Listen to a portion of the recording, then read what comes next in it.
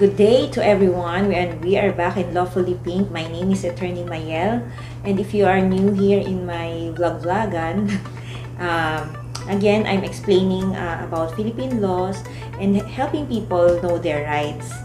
Okay, now, I'll be explaining to you yung legal separation because last time, na-explain ko naman yung annulment of marriage and yung grounds niya. Ngayon naman, legal separation.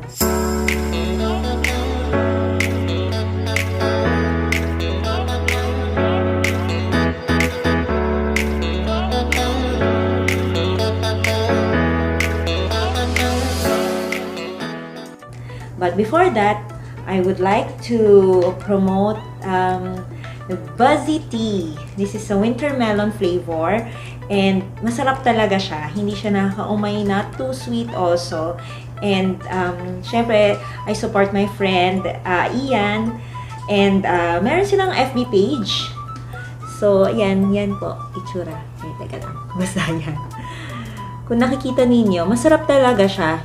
Okay, hindi siya matamis masyado. Nalalasahan mo yung tea. So, highly recommended siya and good thing is kapitbahay lang namin siya. So, grab one of these. Meron silang iba pang flavors. Meron dark choco, may winter melon, and may I forgot the others. Pero nasa Facebook page nila. Pero this one is my favorite. Ito yung lagi namin in-order sa kanya. So, thank you, Ian. And, I bought this.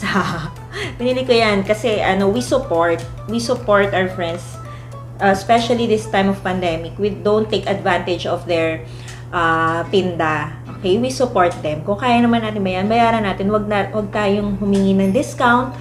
Or kung ibibigay, di ba, ng discounted price, it's a blessing. Pero as much as possible, we support each other kasi everyone is trying to make a living at this time.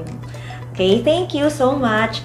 And now, we will discuss legal separation. Hindi po pag na-file nyo to at nag-grant ito, hindi po ibig sabihin, pwede na kayo mag-asawa ulit. Because this is just a separation from bed and board. Meaning, maghihiwalay lang kayo ng tirahan, ng bahay. Pero yung marriage ninyo still remains. Okay? So, in legal separation, there was no defect in the marriage at the beginning. So, everything's okay, everything's valid. May consent, 18 years old and above yung nagpakasal, yung both parties. Okay? So, everything was all the requisites, essential requisites, and formal requisites of marriage were met.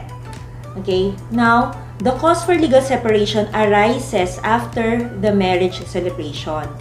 Kasi sa annulment, it arises during the marriage, during the celebration of the marriage.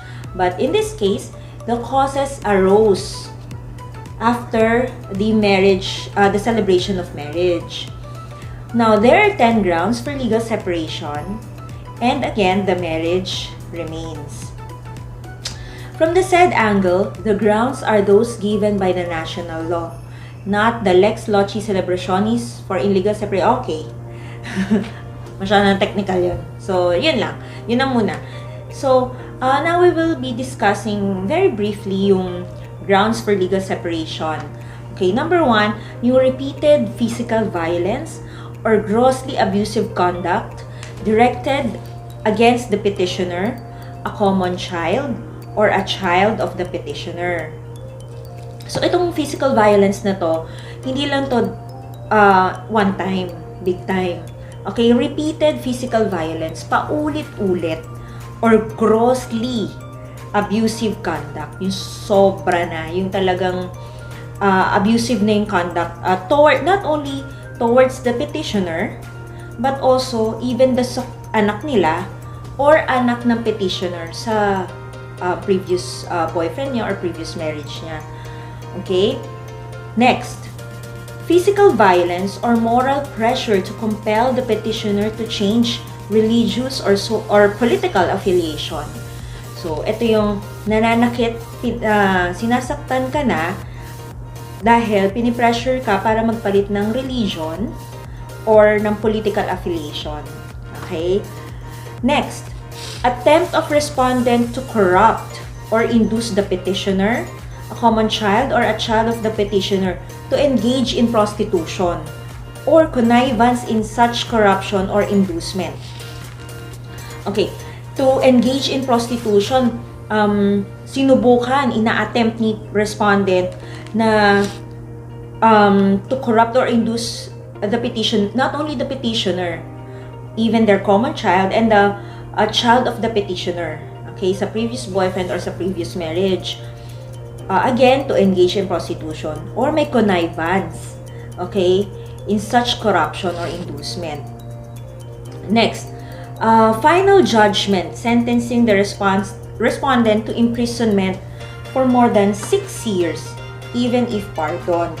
So, may final judgment na sabi ng korte, the respondent will be imprisoned for more than 6 years. So, more than 6 years. So, hindi siya magiging ground if it's below 6 years. Even if pardon. Kasi, di ba, yung one of the government can give pardon to the accused. Di ba? So, even if pardoned by the government, hindi pa rin excuse yun para hindi ma-render yung judgment for legal separation. Next, drug addiction or habitual alcoholism of the respondent. So, kung si respondent ay drug addict or habitual yung pagiging alcoholic niya, then it's a ground for legal separation. Next, lesbianism or homosexuality of the respondent. I think it's self-explanatory. Okay, contracting by the respondent of subsequent bigamous marriage, whether in the Philippines or abroad. So, kung si respondent ay nagpakasal sa iba, okay, habang existing and valid ang kasal ninyo, and yung kasal din niya dun sa iba is all the requirements of the essential and formal requisites of marriage were met. So, kung wala yung previous marriage ninyo, magiging valid sana yung pangalawang marriage niya. Kaya naging bigamous, no? So, whether dito sa Philippines or sa abroad, sinelebrate yung marriage, basta bigamous, it's a ground for legal separation. Next, sexual infidelity or perversion. So, sexual infidelity, nakipagtalik sa iba, may relasyon man sila o wala, basta nakipagtalik siya sa iba kasi that's being fidelity or perversion. Alam naman, self-explanatory na rin yung perversion, no? Yung mahilig sa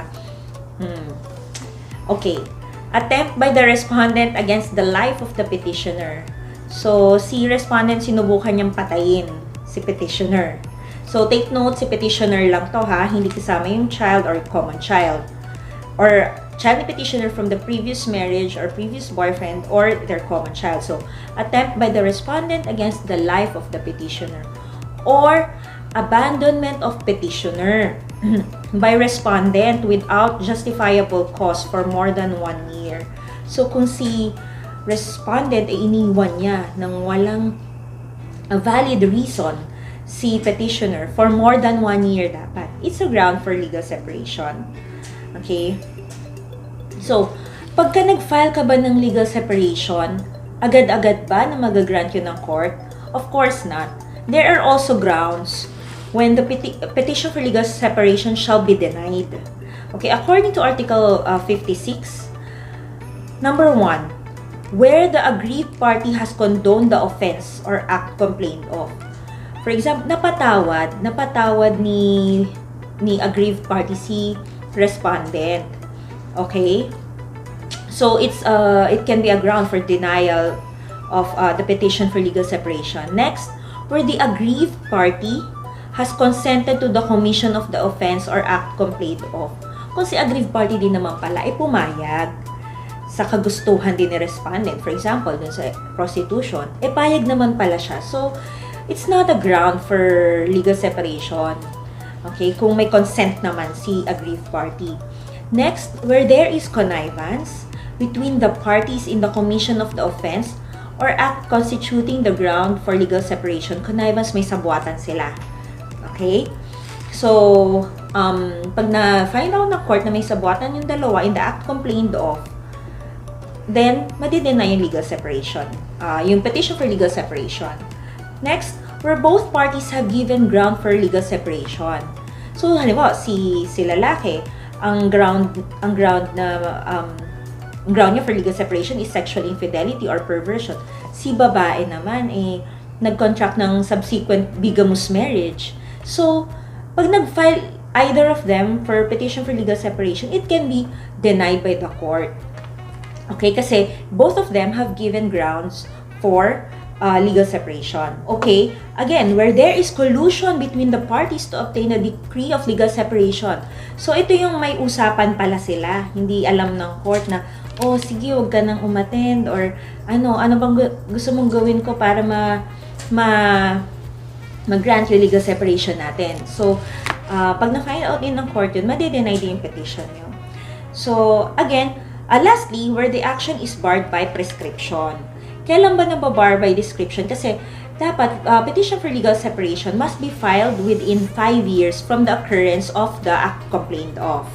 Okay? And, otherwise, it shall be barred by prescription. Okay? Next. Ano ba yung epekto ng pag nag-grant yung legal separation? Ano ang epekto nito? Okay? Ito yung mga gusto din malaman ng iba kasi very important din ito. So, according to Article 63, the decree of legal separation shall have the following effects. So, number 1, the spouses shall be entitled to live separately from each other, but the marriage bonds shall not be severed. Again, ito yung sinasabi ko kanina na they are entitled to live in different houses. Tumira sila sa iba't ibang bahay. Okay? Pero, hindi sila pwede magpakasal sa iba kasi in the eyes of the law, Philippine law, kasal pa rin sila. Okay? Andun pa rin yung bond ng marriage nila. Okay.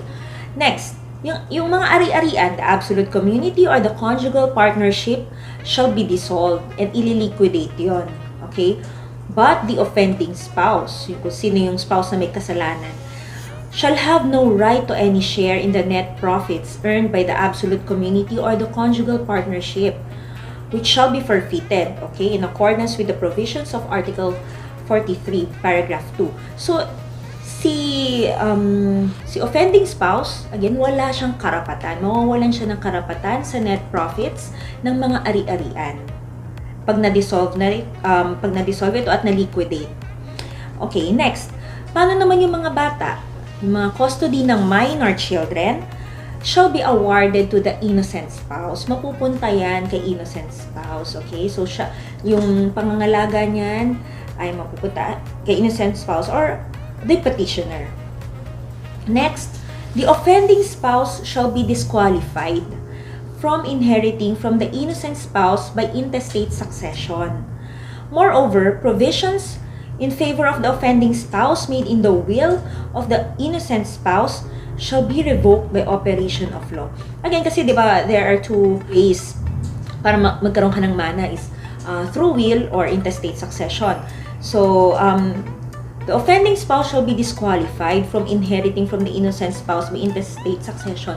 Hindi siya pwede makapagmana. For example, itong si babae, siya yung petitioner. Meron siyang mga ari-arian, tapos bigla siya namatay, wala siyang will, notarial or holographic will. So, is another topic, no? Basta, notarial will or holographic will, wala siyang naiwan. Hindi pwedeng makapagmana. Hindi na pwedeng makapagmana si offending spouse. Okay? Kasi nasasabi dito sa batas, sa Article 63, na he shall be disqualified from inheriting from the innocent spouse by intestate succession. Eh, what if merong will na iniwan to si innocent spouse at nakasulat doon na itong bahay na ito ay pinamamana ko dito sa asawa ko, sa asawa niya na offending spouse. Moreover, provisions in favor of the offending spouse made in the will of the innocent spouse shall be revoked by operation of law. So, by operation of law, mapapawalang bisa yun, mare-revoke. Okay, so, in other words, walang makukuha si offending spouse na mana from the innocent spouse. Okay? Ngayon, paano yung mga donation? Okay? After the finality of the decree of legal separation, si innocent spouse, pwede niyang i-revoke yung donation na binigay niya in favor kay offending spouse. Okay, pwede. Kasi sabi sa Article 64, the innocent spouse may revoke the donations made by him or by her in favor of the offending spouse, as well as the designation of the latter as a beneficiary in any insurance policy, even if such designation be stipulated as irrevocable. Again, in donation, si innocent spouse pwede niyang i-revoke ang donation niya in favor of the offending spouse. When it comes to insurance policy, it may also be revoked by the innocent spouse when he or she made the offending spouse as his or her beneficiary. So, kahit na nakasulat nun sa insurance na irrevocable, still, pwede pa rin i-revoke ni innocent spouse ang pagkakatalaga niya kay offending spouse as beneficiary. Okay? Basta lumabas na yun yung isa sa mga effects ng petition for legal separation pag nag-grant yun. Okay, the action to revoke the donation, okay, under this article must be brought within 5 years from the time of the decree of legal separation has become final. So, kailangan within 5 years from the time na naging final na ang decree of legal separation, i-revoke mo na yung donation mo na, in favor of the offending spouse. Okay, so paano naman? Meron di ba may mga K-drama tayo na mapanood or teleserye na naghiwalay sila, na-annul yung kasal nila, or in this case pala, na legally separated sila kasi naghiwalay sila and then nagka-inlawan ulit sila. Nangyayari yon, okay? In real life too. So, paano kung nagka-inlawan sila na nagbalik ang kanilang love sa isa't isa? So, tas gusto nila na magsama na ulit sila sa isang bahay at mapawalang bisa ang decree of legal separation. Pwede pa ba ito? Yes, pwede pa naman na magsama sila ulit sa isang bahay. Under Article 65, if the spouses should reconcile, a corresponding joint manifestation under oath, duly signed by them, shall be filed with the court in the same proceeding for legal separation. So, ang gagawin nila is magkakaroon lang sila ng joint manifestation under oath. Okay? Dapat pirmado nila pareho and under oath, and ipa-file nila sa court kung saan din sila nag-file ng decree of legal separation. The reconciliation referred to in the preceding article shall have the following consequences. Ano yung mga consequences kapag nagbalikan sila? Okay, the reconciliation referred to in the preceding article shall have the following consequences. Now, we're talking about Article 66 here. Number 1, the legal separation proceedings, if still pending, shall thereby be terminated at whatever stage. So, for example, it's still ongoing yung decree of petition for legal separation. So, mata-terminate siya kahit nasa kalagitnaan, kahit pre-trial or na may nagte-testify na si innocent spouse or even si offending spouse, mata-terminate siya dahil nag-reconcile na sila. And the final decree of legal separation shall be set aside.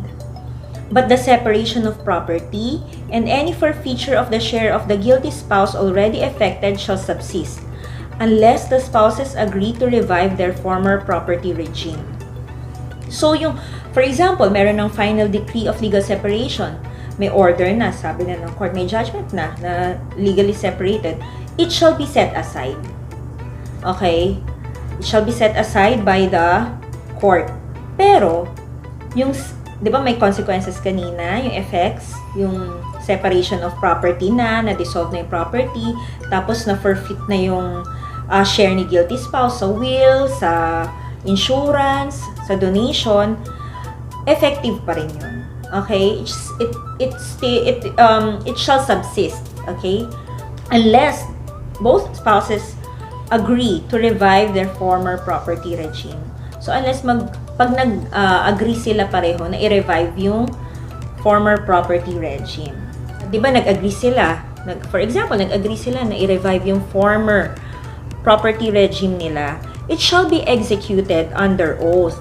So, and dun sa yung content nun, it shall specify, number 1, kung ano yung mga properties na i-contribute, yung mga bagong properties na i-contribute dun sa property regime na yon, sa restored property regime.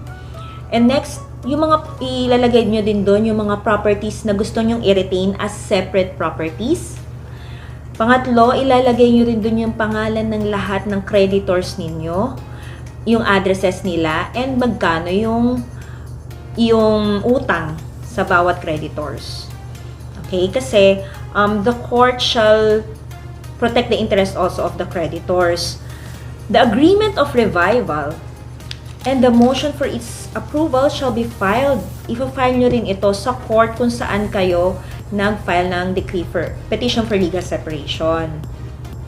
May copies dapat ang both, with copies of both furnished to the creditors named therein. So may kopya din yung creditors ninyo. Okay, so yun po ang all about our legal separation. Kung may questions kayo, feel free to ask me dito na lang sa comment section. May times kasi talagang hindi ako nakakasagot. Ang dami din talagang work. But I am trying my very best. I'm just a mother with curly hair and all and stuff. So, yun lang. And thank you for watching my vlog. And I really encourage you to buy Buzzy Tea. This is masarap talaga siya. Hindi talaga siya matamis. Hindi siya nakakaumay. So, our Bible verse for today is Hebrews 13 verse 4. Let marriage be held in honor among all, and let the marriage bed be undefiled. For God will judge the sexually immoral and adulterous. Thank you so much again for watching my vlog, and hope to see you next time on my next episode after mga 1 year. Joke lang. See you all. Bye!